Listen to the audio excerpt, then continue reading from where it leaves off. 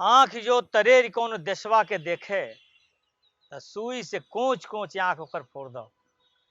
आँख जो तरेरी कौन देशवा के देखे तो सुई से कोच कोच आँख ओकर फोड़ दो। धसोर द दबोर द या पानी में बोर बोर दांत बत्तीस होकर लोढ़ा से तूर दो। आँख जो तरेरी कौन देशवा के देखे तो सुई से कोच कोच आँख ओकर फोड़ दो। धसोर द दबोर द अब पानी में बोर बोर दांत बत्तीस होकर लोढ़ा से तूर दो। आँख जो तरेरी कौन देशवा के देखे। लूटता पूटता लेसता फूकता कोई कोई देश रक्षक खूनवे के चूसता।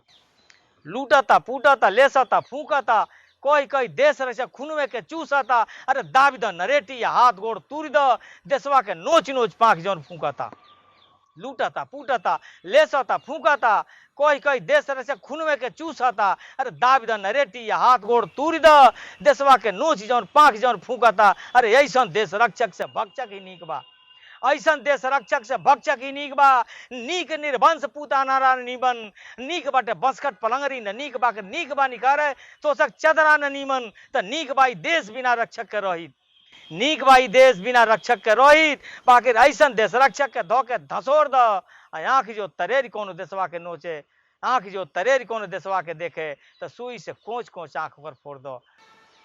नहीं तो बाद में दशा का हुई।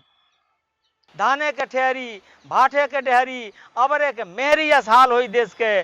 घूमबा उघारे दुआरे दुआरे करी अधिकार जब मुदई देश पे।